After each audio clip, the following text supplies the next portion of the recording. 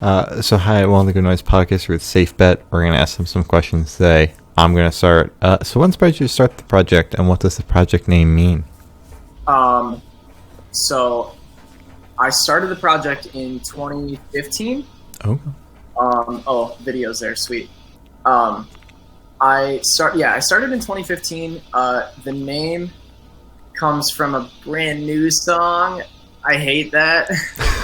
I really don't like the name Safe Bet at all. I have been thinking of changing the name for like a year now. I just don't. I think it sounds like, I don't know.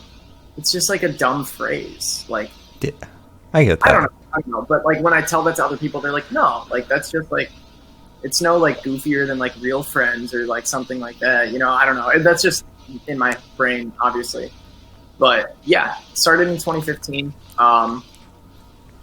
And yeah, it just started. It started actually as like me asking my friend if he wanted to like start a band in the same vein as like Have Mercy, or like bands like that. And he was like, "No, I'm busy, and I can't." And I was like, "Oh, okay. Well, I have all these songs written, so I guess acoustic, solo, blah blah blah." Mhm. That's how it turned out.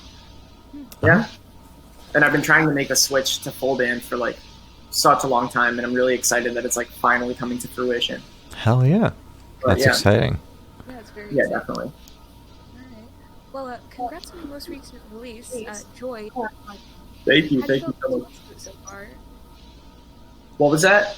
How do you feel about the response to it so far? The response has been fucking incredible. As it should. I did not expect.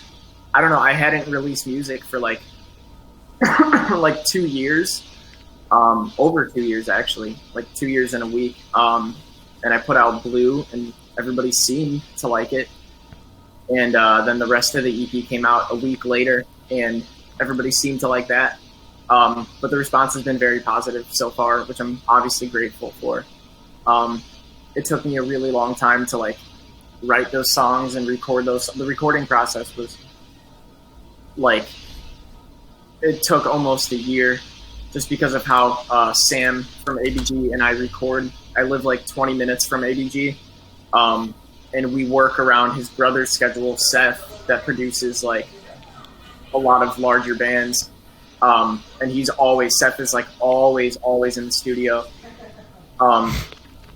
So me and Sam, like I'll work like a 10-hour shift at my job, and then I'll like drive to ABG, and we'll knock out guitar for one song, or we'll do bass for like another song. So it's a lot of like shorter sessions, evening sessions, rather than the standard like how most bands record. They like go in with a bunch of songs, obviously, and like it takes a week or two, or it takes a month, and you know all the songs get hashed out. But I don't know. I guess it turned out okay. And yeah, people like it. Hopefully. Yeah. I mean, Yeah. I saw Mads talking about it a lot on Twitter. She manifested the interview and talked about the EP a lot. So, Right. yeah. That's awesome. Yeah. But yeah, I'm very, very grateful for how people have been receiving it and whatnot. So it's been really cool. Hell It yeah. feels really good to like just finally have like I said, these songs have been. I wrote Blue before I put out Erased and Idlehead, like the 2-song EP from like 2018. And I've been sitting on that song for so long, so it just feels like so relieving to like have it out in the world and stop wondering what like, are people gonna like these songs or not, or blah blah blah, you know. So yeah, it's a good feeling. I get that. Definitely. Okay. Wait, so did that song take the longest to like write on the EP, or did other songs take longer? I would say it's a tough question because I'm trying to like think about.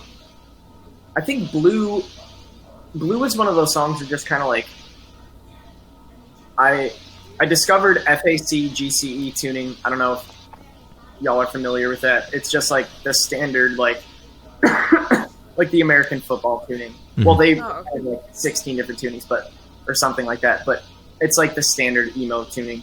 I discovered that tuning. I wrote Blue like immediately after discovering that tuning. So that one took the shortest amount of time, I think. Joy, I think took maybe the longest, just because it's really long, and I hate that it's over 5 minutes long. Um, and I should have recorded it with a faster BPM now that I think about it, but whatever. I think either that or Comfortable maybe took the longest, because I, like, lyrically, I mean, with Comfortable, I think that took the longest, because I remember changing the second verse on the Notes app on my phone as I was, like, recording the vocals for the first verse. Okay. So that definitely took the longest to, like, finalize. Yeah. But yeah. Okay.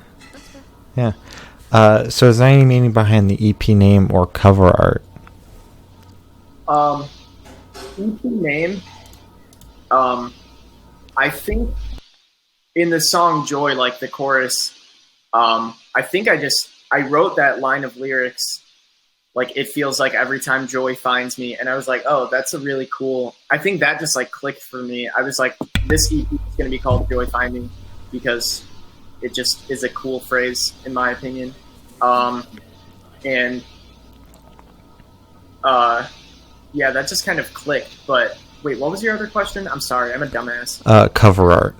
Oh, cover art, right. No, not really. I mean, I have, like, this full list of, like, ideas that I want to use for Safe Bet album artwork.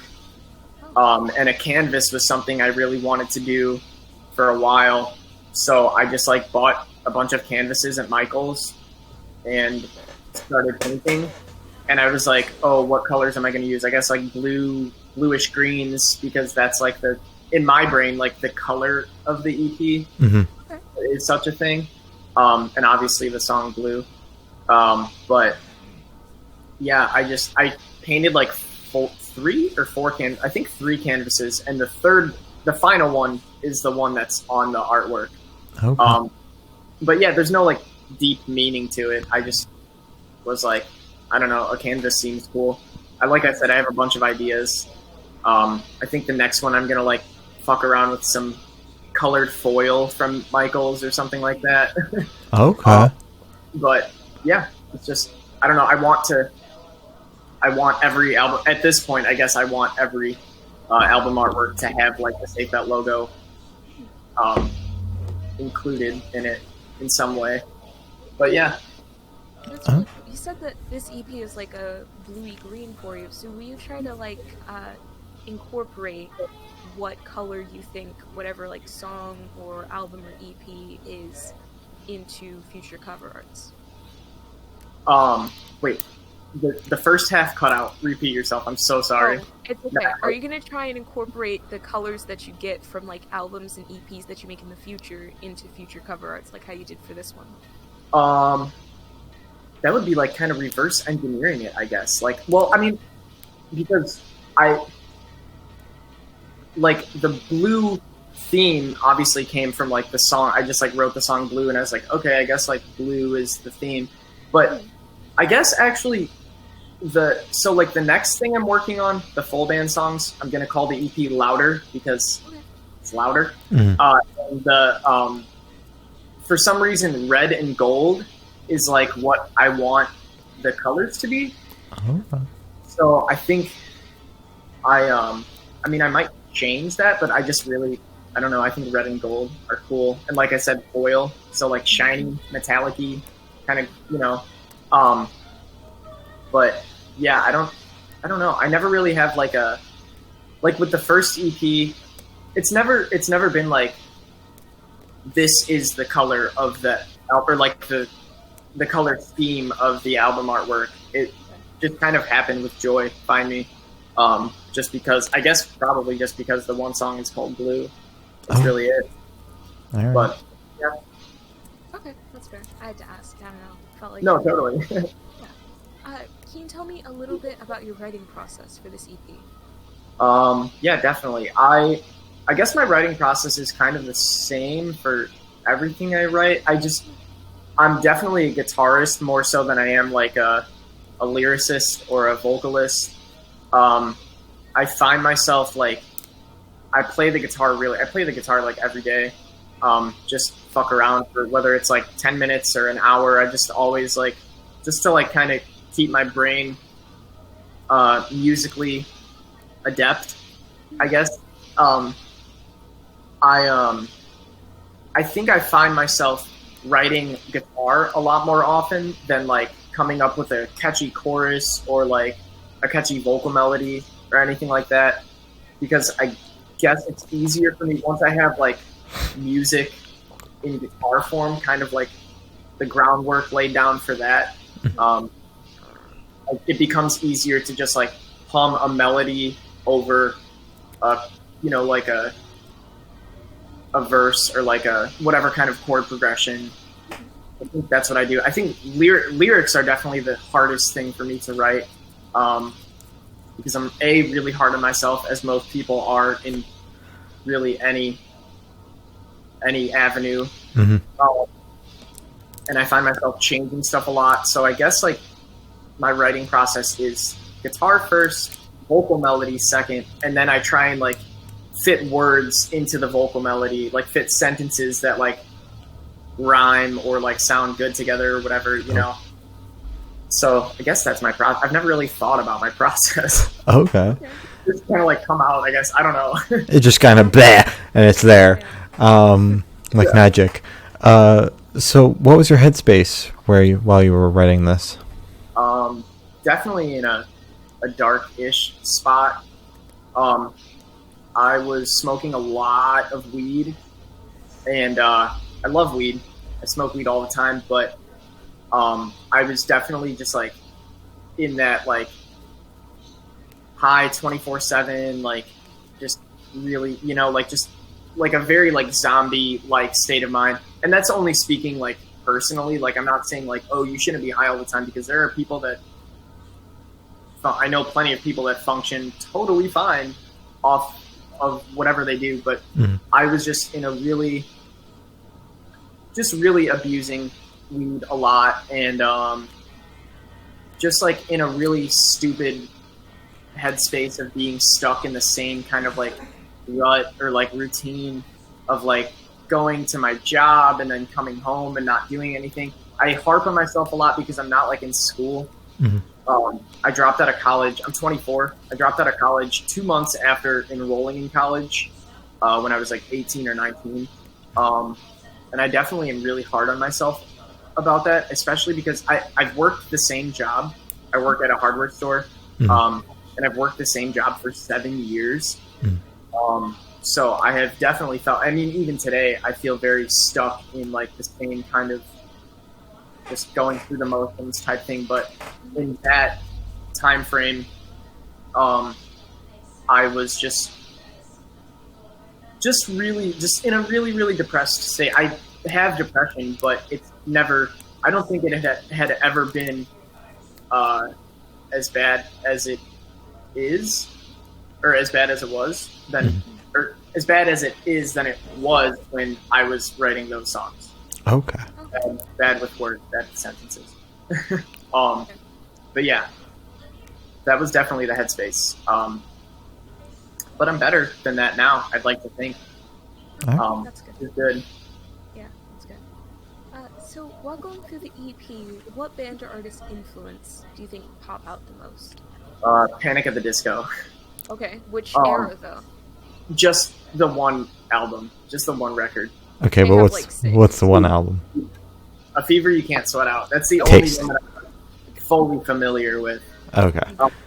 I mean, I know a lot of other Panic songs, like sprinkled here and there, like from their other records, but I'm not like a diehard Panic fan or anything. Yeah. But every single time it comes up, Gloria and I have to ask, because we met through a Panic at the Disco Discord server. Oh, that's so cool. Yeah, we have to ask. I've always told myself I'm gonna sit down and listen to Pretty Odd today. Don't waste your time. Don't do that. No, not Pretty Odd. No. I'll take it from the Panic stands. We are not Panic stands. Do not call us Panic stands. Fuck Brendan Urie. We're gonna get canceled. Oh yeah, no, that's true. I forgot. Yeah. Forgot. Yeah, no, but just that one record. Just I've always loved that record since I was a kid, and just the like very like carnival-y kind of, is that a word? Like this very like circusy kind of vibe. Yeah. Which I think comfortable definitely took the most influence from. I feel like that song has a very like whimsical vibe, for lack of a better term. But yeah, definitely Panic. I also was listening to a lot of Weezer, specifically the Blue album, at the time. But I don't think that really like showcased in any. I think in the new songs I'm writing that the Weezer influence kind of comes out. But no, I was just listening to a lot of Panic and Weezer, and this is really stupid, but I like love Nightcore. Okay. That's fair.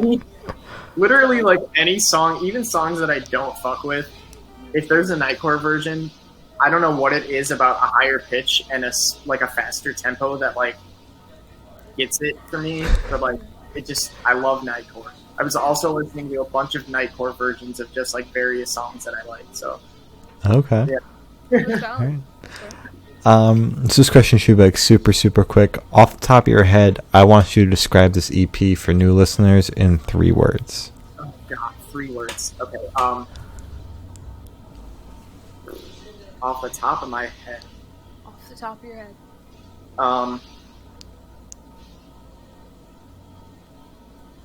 Give me like 20 seconds. Okay. It's not off the top of your head, but okay. No, that's not off the top of my head. I guess just like, well, see, my brain goes to like genre, like solo emo alternative or whatever, which is a stupid blanket term. But I guess like to new listeners, I guess that's what I would describe it as, rather than like actual adjectives like somber and emotional or whatever. Well, I guess I don't know. I said emotional in the first. I guess solo emo alternative is what that's my answer. Okay. That's solid though. It works. All right. So, where do you see the project or band in the next 5 years? Good question. I don't know. I want to create and write as long as I'm alive, I guess, because that's all I really know how to do. But in 5 years, I guess I would like to be. I would like for more people to know about Safe Bet, obviously, because that's the natural progression of an artist. I would like to be officially a full band. I absolutely hate being a solo project. I hate playing shows because I like shake while I play the guitar, and I'm like, and like I hate solo sets. I just hate that Safe Bet is I hate that it turned into like a solo thing. I mean, it started as a solo thing, but I'm really, really, really trying to break away from that. Turn it into an actual band. And the LP, like that's hopefully going to come out next year, is all full band. There's maybe like 1 or 2 acoustic songs on it. So I'm really trying to advertise like, yes, Safe Bet is a band now. But yeah, in 5 years, I guess like, I don't know, signed to a label that cares about my music and doesn't care about, cares about making money off of me, but like cares more so about like the art. And that's really it, I guess. Just for more people to hear my music and for more people to, feel something from it or appreciate it in whatever way they want to appreciate it, or talk shit on it because at least they're listening. Yeah, like whatever. Just for more people to know about it, I suppose. All right. So for the last couple questions, we're actually going to shift away from music and go straight to death row. Okay. So if you're on death row, what would your last meal be with a drink? Even bigger boom. Ooh. I've been drinking a lot of orange juice lately. As you should. Yep. Yeah, I'm thinking either a medium iced hazelnut coffee from Dunkin', or orange juice for the drink. I love breakfast food, so I feel like breakfast food would be just some sort of like either like Belgian waffles or just like a good breakfast sandwich. Taste. Yeah, just any breakfast related item I fuck with. Okay, as you should, because breakfast is the best meal. Oh yeah, dude, I could eat breakfast like for every meal. Exactly. Breakfast. Why is it called breakfast? Like, who cares? I mean, why does it have to be defined as like? Why can't I have a waffle for lunch? Exactly. Why can't I have a waffle for dinner? Like. Yeah, or a midnight snack. Like, why? I don't know. Why has it hit like? You know, that's so stupid. Yeah. And like, why is like a hot dog not acceptable for breakfast? Exactly. Well, that's fucked up. Never mind. Yeah, That's, I think in other places it is. I think that's just the U.S. Yeah, no, So, you're right. Yeah, 'cause it's No, like, you're definitely right. Yeah. We just But have still. these weird. Yeah, it's just like I don't know. That would be definitely my. I guess like, well, I mean, if it's death row, I'm allowed to have like as much fucking food as I want, right? as much as you want. Yeah. So yeah, I would go with waffle and the sandwich, the breakfast sandwich, All right. or like maybe like a breakfast wrap or like I love breakfast.